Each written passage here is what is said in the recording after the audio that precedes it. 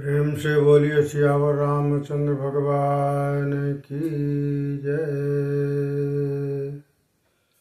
आइए थोड़ा सा समय निकाल करके हम लोग मानव शरीर की सार्थकता हेतु अपने मंजिल प्राप्त करने हेतु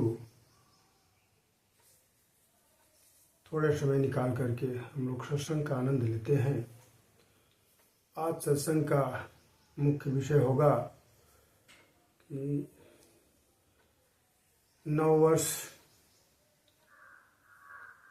कब से लग रहा है, सनातन धर्म का जो नववर्ष है वो कब से लग रहा है और उसमें क्या स्थितियां होती हैं वनस्पतियों की, वृक्षों की, यानी प्रकृतिजन्य जो व्यवस्थाएं हैं वो क्या इशारा करती हैं, हमें क्या बताना चाहती है, जरा इन सबसे भी हमें सीख लेना चाहिए। क्योंकि प्रकृति में जितने भी व्यवस्थाएं हैं ईश्वर को कण कण में उन्होंने दर्शाया है और कण कण प्रकृति की ओर, ईश्वर की ओर इशारा कर रहा है कि वास्तव में हमें क्या करना चाहिए, क्या नहीं करना चाहिए। तो आइए हम लोग नव वर्ष के उपलक्ष्य में जरा देखते हैं कि प्रकृति की क्या व्यवस्था है, क्या इशारा है हमारे मानव जीवन के लिए। सर्वप्रथम जैसे ही अभी बसंत ऋतु का सीजन चल रही है, बसंत ऋतु में न तो गर्मी होती है, न बरसात होती है, न ठंडी होती है। ऐसा सुहावना ये ऋतु है। बसंत ऋतु का मतलब ऋतुओं का राजा। बसंत ऋतु की जब जब याद आती है तो अपने भारत में बंगलौर एक ऐसा देश है जहाँ की सम जलवायु होती है, वर्ष भर सम जलवायु हुआ करती है। और जैसा कि हम लोगों के यहाँ बसंत ऋतु का सीजन है, ठीक इसी समय लगभग टेम्परेचर 25 से 30 डिग्री के आसपास आते हैं। और जैसे ही बसंत ऋतु आती है तो वृक्ष इत्यादि नए नए पुष्प, नई नई कलियाँ और फल लेने के लिए इतना उत्सुक हो जाते हैं। और प्रकृति का स्वागत, मानव का स्वागत करने हेतु, परोपकार करने हेतु जरा वृक्षों से भी हमको सीख लेना चाहिए। तो पुष्प लेते हैं, फल लेते हैं और पतझड़ हो जाते हैं। पुराने पत्ते, पुराने जो, यानी कहने का मतलब पतझड़ होते हैं, तो उसका मतलब कि अनावश्यक जो चीज़ें हमारे अंतःकरण में भरी हुई हैं उनको हम निकाल करके फेंक दें। ये जरा हमें वृक्ष लोग, बसंत ऋतु के वृक्ष लोग हमें शिक्षा देते हैं कि जिस तरह से वृक्ष लोग पतझड़ होते हैं, यानी अपने कुसंस्कारों को त्याग करके और नए नए अच्छे संस्कारों को अपनाते हैं। और उसमें से ऐसे ऐसे संस्कार, ऐसे ऐसे वो व्यवस्थाएं उनकी होती हैं कि किसी का भी परोपकार हो सके। जैसे वृक्ष लोग फूल फल लेते हैं तो परोपकार के लिए,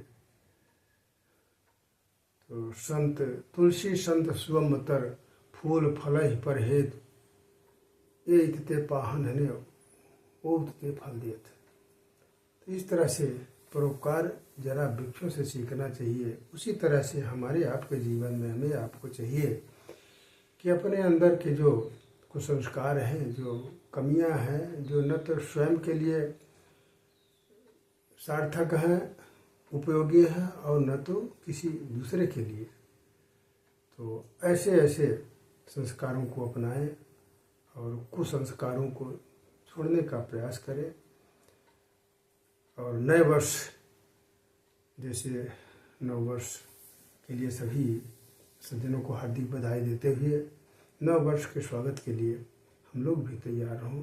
हम लोग भी सद्गुणों को, सद्विचारों को धारण करके और अपना भी जीवन का कल्याण करें और अगला समाज, गांव, देश, जहाँ तक मेरी क्षमता है, जहाँ तक मेरी पहुँच है, वहाँ तक प्रयास करना चाहिए कि मेरे व्यक्तिगत कार्यों के द्वारा किसी का अनहित नहीं होना चाहिए, ये हो तो किसी का लाभ हो, किसी का फायदा हो। तो जैसा कि बाबा तुलसीदास जी लिखते हैं क्या, परहित सरीस धर्म नहीं भाई, पर पीड़ा श्रम नहीं यघमाई। परहित सरीस, दूसरे का कल्याण, दूसरे का हित करने के लिए हमें सदैव तत्पर रहना चाहिए। और व्यास जी महाराज जब 18 पुराणों की रचना करते हैं, उसके बाद उनको संतोष नहीं होता है, तो फिर से वो लिखते हैं एक श्लोक क्या, अष्टादश पुराणेषु व्यासस्य वचनं द्वयं, परोपकाराय पुण्याय पीडनाय। परोपकाराय पुण्य, अष्टादश द्वादश व्यासस्य वचनं करम, परोपकाराय पुण्याय पापाय पीडनाय। इस तरह से कहने का मतलब हमें इस बसंत ऋतु से और आज के समय में जैसे नववर्ष के स्वागत के लिए हम लोग अपना घर इत्यादि किसी उत्सव में सजाया करते हैं, तो इसी तरह से भगवान राघवन के, चूँकि अब नवरात्र कुछ ही दिनों में आने वाली हैं, तो भगवान के स्वागत के लिए हमारे वृक्ष भी किस तरह से तत्पर है, किस तरह से ईश्वर का दर्शन करने के लिए, ईश्वर की प्राप्ति करने के लिए अपने कुसंस्कारों को, अपने कमियों को त्यागते हुए और भगवान के आगमन के स्वागत की तैयारियां में सभी लोग जुड़ जाते हैं। ठीक इसी तरह से हम लोग भी अपने कुसंस्कारों को त्यागते हुए और सद्विचार सद्गुण को अपनाते हुए और नवरात्र का इंतजार करें और भगवान राघवेंद्र के प्राकट उत्सव मनाने के उत्सुक हो एवं भगवान का सभी को दर्शन हो, सभी प्राणी को, ताकि सभी का कल्याण हो। इसी के साथ हमें बसंत ऋतु एवं बसंत ऋतु के इस समय में जो भी हमें शिक्षाएं मिल रही हैं, तो ये सारी शिक्षाएं हैं। इस तरह से हम सभी भक्तों को हार्दिक स्वागत, हार्दिक अभिनंदन करते हैं कि नव वर्ष सभी के लिए मंगलमय हो। हरि ओम। शांति शांति शांति।